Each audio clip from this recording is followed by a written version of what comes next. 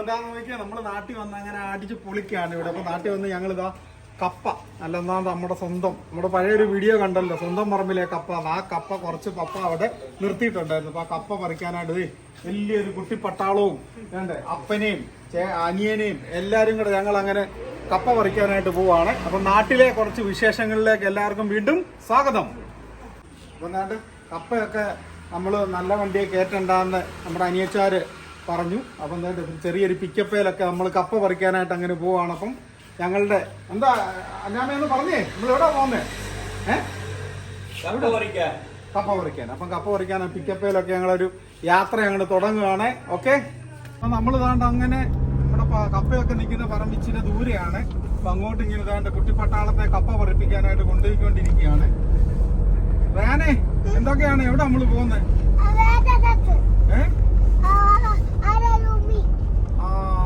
എന്തിനാ പോന്നെ?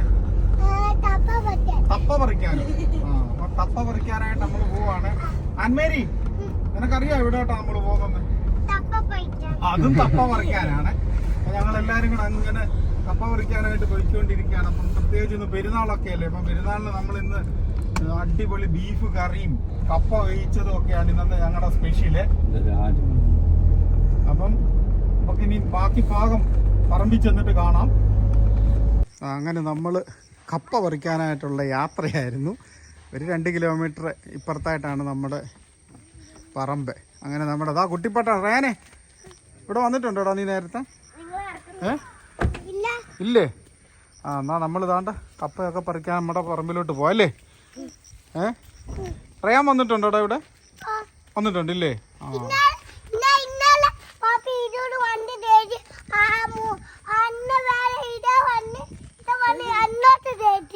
ആണോ? അത് ശരി. അപ്പം ഞങ്ങള് ബാക്കി നമ്മുടെ സന്തോഷത്തിന്റെ കാഴ്ചകൾ നമുക്ക് കാണാം. നമ്മുടെ കപ്പ കൊണ്ടുപോകാനായിട്ട് നമ്മുടെ പിക്കപ്പും എത്തി. നമ്മള്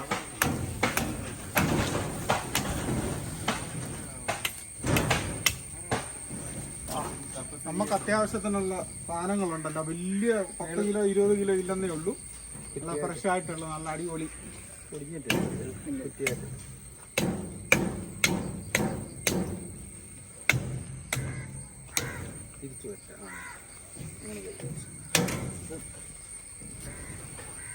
ഇതാണ് നമ്മുടെ അല്ല ഫ്രഷ് കപ്പ. നമ്മള് ജിദ്ദയിലൊക്കെ എന്ന് പറഞ്ഞാൽ ഫ്രോസൺ കപ്പയും അല്ലെങ്കിൽ ഒരാഴ്ചയൊക്കെ പഴക്കമുള്ള എന്താ കറുത്ത കപ്പയൊക്കെയാണ്. ഇത് കണ്ടോ നല്ല അടി. ഉറന്നു ഒടിഞ്ഞിട്ടുണ്ട്.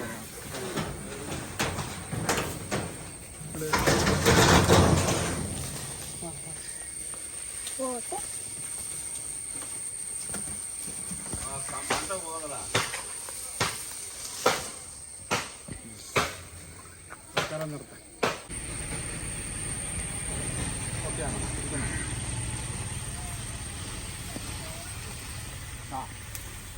കണ്ടോ എന്താ പറയാൻ? ഇതെന്തോ തപ്പ. അപ്പൊ ഞങ്ങള് തപ്പ പറിക്കുകയാണ്.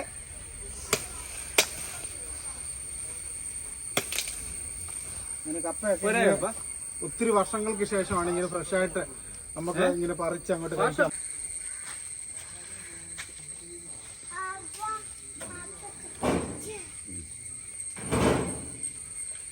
അങ്ങനെ കപ്പ ലോഡിങ് കഴിഞ്ഞു.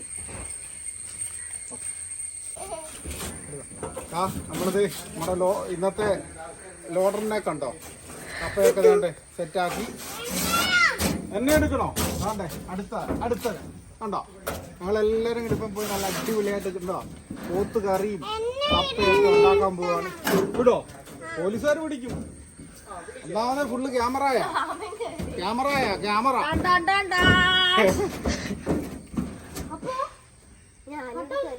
അലീനായി അങ്ങനെ വലിഞ്ഞു കയറുകയാണ് പിക്കപ്പയിൽ. അവിടെ വെച്ച് നമുക്ക് നടക്കത്തില്ലല്ലോ. അങ്ങനെ ഓടി തൊഴിലാളികളെല്ലാം കയറിയിരിക്കുകയാണ്. അപ്പൊ കയറ്റി വെച്ചതിന്റെ കാശ് കൊടുക്കാനാവും. അതാ നോക്കിയാൽ നല്ല അലുവ കഷ്ണം പോലുള്ള ബീഫ് എന്നൊക്കെ നമ്മൾ പറഞ്ഞു കേട്ടിട്ടില്ല. ഇങ്ങോട്ട് നോക്കി അടിപൊളി പോത്താണ് കണ്ടോ. നമ്മളൊരു 5 കിലോ അങ്ങ് മേടിച്ച് അതിന്റെ കൂടെ തന്നെ ഇതാ നല്ല ഒന്നാന്തരം എല്ലും മേടിച്ചിട്ടുണ്ട്. അപ്പൊ ഇന്ന് നമ്മൾ ഫ്രഷ് കപ്പയൊക്കെ പറിച്ചുകൊണ്ട് വന്ന് ഇന്ന് എല്ലും പിന്നെന്താ ബീഫും ഇത് പോത്തും എല്ലാം കൂടെ ഒന്നിച്ചിട്ട് നല്ല അടിപൊളിയായിട്ടൊരു ഇത് കണ്ടോ. എല്ലുകറി എന്ന് പറഞ്ഞു കഴിഞ്ഞാൽ ഇത് കണ്ടോ നല്ല മാംസമാണ്. അപ്പൊ ഇന്ന് നല്ല തകർപ്പൻ പോത്തും കപ്പയും. ഓക്കെ, കാരണം നമ്മളങ്ങനെ നാട്ടിലെത്തി. ഉസ്താദാണ്, ബീഫ് കറിയുടെ ഉസ്താദാണ്, അനിയനാണ്. അപ്പോൾ ഞങ്ങൾ എല്ലാവരും കൂടി ഇന്നത് വെളിയിലൊരു അടുപ്പൊക്കെ സെറ്റ് ചെയ്ത് ബീഫ് അങ്ങനെ ഉണ്ടാക്കാൻ പോകും. എന്താണ് ആദ്യം എന്താ തകർക്കേണ്ടത്? എണ്ണ ഒഴിക്കുന്നു, വെളിച്ചെണ്ണ കണ്ടോ നല്ല പുകയൊക്കെ ഉണ്ട്. നമ്മളവിടെ എന്താ AC അടുക്കള ചെയ്യുന്ന രീതിയൊന്നുമല്ല. അപ്പം നാടൻ സ്റ്റൈലിൽ നമ്മൾ അടിപൊളി ഒരു ബീഫ് കറി അങ്ങോട്ട് ഉണ്ടാക്കാൻ പോവാണ്. അങ്ങനെ ആവശ്യത്തിന് വെളിച്ചെണ്ണ ആദ്യം അങ്ങ് തകർക്കുകയാണ്. കണ്ടോ, മായമില്ലാത്ത നല്ല ആട്ടിയെടുത്ത വെളിച്ചെണ്ണയാണ്. അതിന് പുറകെ കടുക്, നമ്മുടെ പാചകത്തിന്റെ ഉസ്താദ് കടുക് ആദ്യം ഇടുന്നത്. ഞങ്ങൾ ഈ തെക്കൻകാരൊക്കെ ബീഫ് കറിയൊക്കെ എന്ത് വെച്ചാലും ഞങ്ങൾ ആദ്യം കടുക് ഒന്ന് പൊട്ടിക്കും. കടുക് ഇട്ടിട്ടാണ്. പക്ഷെ നമ്മൾ കോഴിക്കോട് സ്റ്റൈലിലോട്ട് പോയ ഉലുവായാണ് അവര്. അപ്പോൾ ഓരോ സ്റ്റൈലിലും അതുപോലെ തന്നെ ഓരോരുത്തർക്കും വ്യത്യസ്തമായിട്ടുള്ള പാചക രീതികളാണ്. അപ്പം ഞങ്ങൾ ആദ്യം കടുക് അങ്ങോട്ടിട്ട് ഒന്ന് റെഡിയാക്കിയതിന് ശേഷമാണ് അതിനകത്ത് കറിവേപ്പില, അതുപോലെ തന്നെ ചുമന്നുള്ളി, വെളുത്തുള്ളി, പിന്നെന്താ ഇഞ്ചി, അങ്ങനെ പിന്നെ മുളക് പൊടി, മല്ലിപ്പൊടി, മഞ്ഞപ്പൊടി, മസാല, ഗരം മസാല, ഇതെല്ലാം കൂടാണ് നമ്മൾ ചെയ്യുന്നത്. നല്ല പുകയാണ്. ഇടേ കടുകിടേ അലീന കടുകിടുകയാണ്.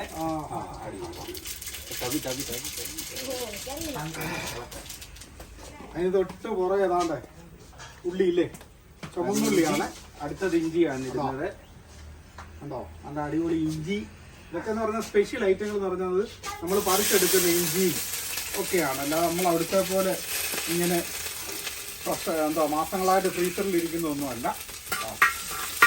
ഞങ്ങൾ ഇന്ന് അടിപൊളിയായിട്ടൊരു ബീഫ് പെരുന്നാൾ പ്രമാണിച്ചിന് ഞങ്ങൾ ബീഫും നല്ല അടിപൊളി കപ്പ ഒഴിച്ചതുമാണ്. ഇഞ്ചി ഇട്ട് കഴിഞ്ഞാൽ ഉടനെ അതിൻ്റെ പുറകെ നമ്മൾ വെളുത്തുള്ളി,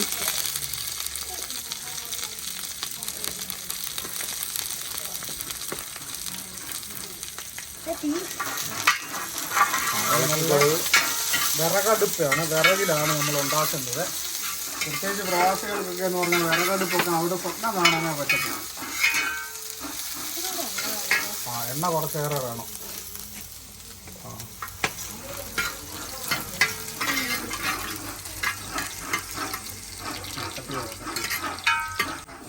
നമ്മൾ ഇഞ്ചിയും വെളുത്തുള്ളിക്കും ശേഷം അടുത്ത തേങ്ങാക്കൊത്തിടുകയാണ്.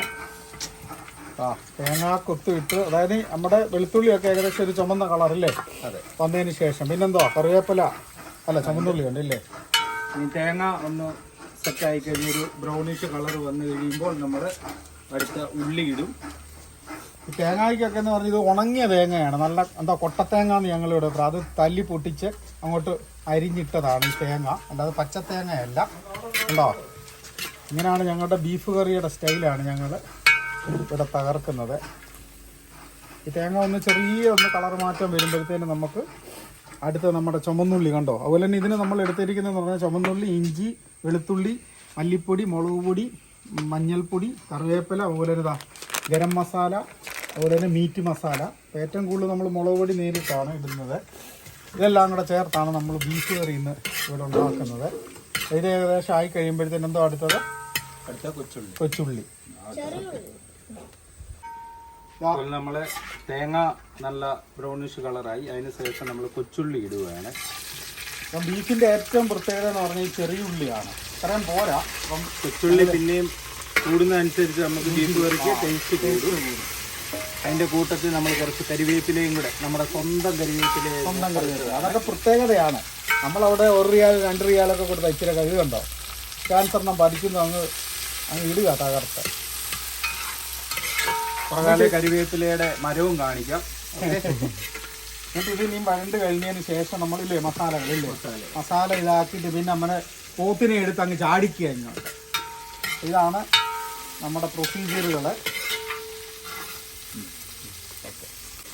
നമ്മളെ ഉള്ളി ഒന്ന് പെട്ടെന്ന് വഴലാൻ വേണ്ടി ഒരു ശകല ഉപ്പും കൂടെ ഇതിനിട്ട് കൊടുക്കും. അപ്പോൾ ഉള്ളിക്ക് ഒരു ടേസ്റ്റും കിട്ടും. ഓക്കെ, ജസ്റ്റ് ഒരു ക്ലോസപ്പ് ഷോട്ട് പോലെ.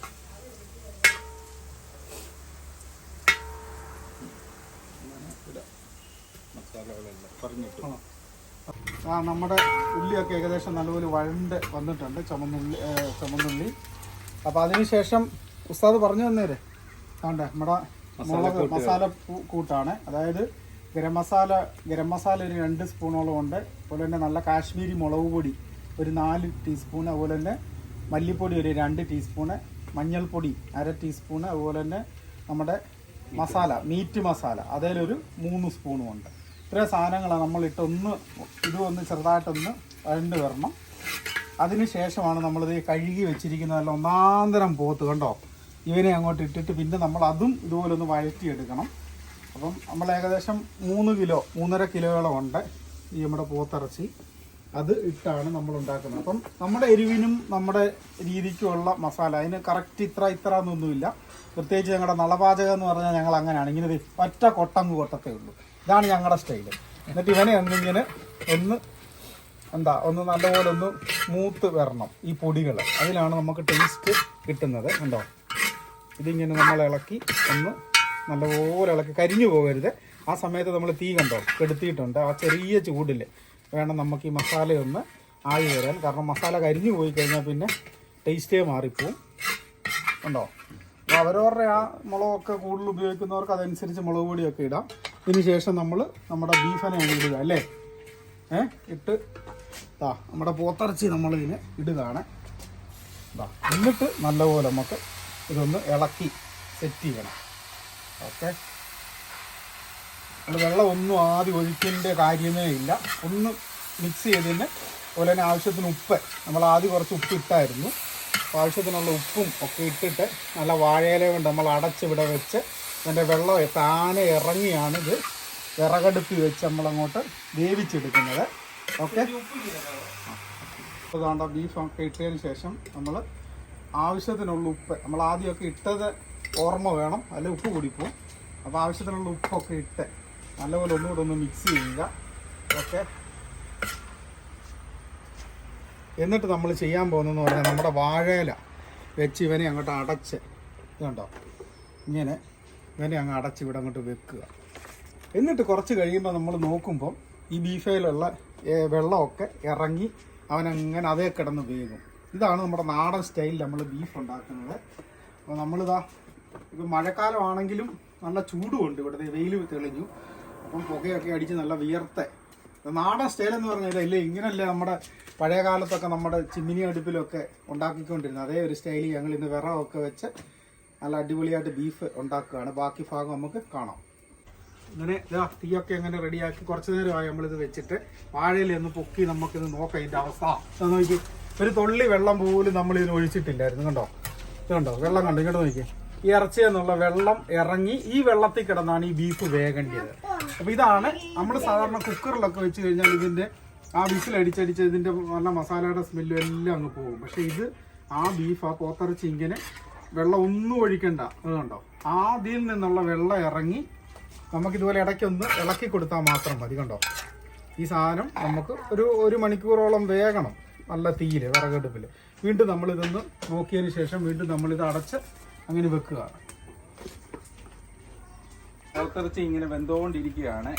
വെള്ളമൊക്കെ ഇറങ്ങി ആ വെള്ളത്തിൽ കിടന്ന് പോത്ത് ഇങ്ങനെ വെന്തുകൊണ്ടേയിരിക്കുന്നു. അപ്പം നമ്മൾ ഒരു പകുതി വേവാകുമ്പം കുറച്ച് കായപ്പൊടി ഇതിനകത്ത് ഇടുവാണ് ഒരു ടേസ്റ്റിനും. ഓക്കെ, ഒന്നും കൂടെ ഇളക്കി നല്ലതായിട്ടൊന്ന് ഇളക്കി പിടിപ്പിച്ച് നമ്മൾ പിന്നെയും വാഴയില ഇട്ട് അടച്ച് വെക്കും. ഓക്കെ, അങ്ങനെ നമ്മുടെ പോത്തൊക്കെ നല്ല അടിപൊളി ആയിട്ടുണ്ട്. അപ്പോൾ നമ്മൾ അവന് കണ്ടോ തിളച്ച് അവൻ്റെ മണം അടിച്ചാൽ തന്നെ വായിന്ന് വെള്ളം അങ്ങനെ ഊറും. അതുകൊണ്ടോ അങ്ങനെ വെന്ത് നല്ല സെറ്റായിട്ടുണ്ട്. നമ്മൾ കപ്പ വീച്ചേക്കുന്നതുകൊണ്ട് തന്നെ നമ്മൾ ഇച്ചിരി ചാറ് കൂട്ടി റെഡിയാക്കിയിട്ടുണ്ടോ, നല്ല കുറുകിയ ചാറ്. അതുപോലെ തന്നെ ബീഫൊക്കെ നല്ല സെറ്റായിട്ടുണ്ട്. അപ്പോൾ ഇന്ന് നമ്മുടെ അനീഷിൻ്റെ ആയിരുന്നു, ഇന്ന് സ്പെഷ്യലിസ്റ്റ് അനീഷാണ്. ഉണ്ടോ, അപ്പോൾ ഞാനിന്ന് കഴിച്ച് നോക്കട്ടെ എങ്ങനെ ഉണ്ടെന്ന്. അടിപൊളി കിടക്കാച്ച സാധനമാണ്. മണം അടിച്ചപ്പം തന്നെ വായി വെള്ളം നിറഞ്ഞിരിക്കുകയായിരുന്നു.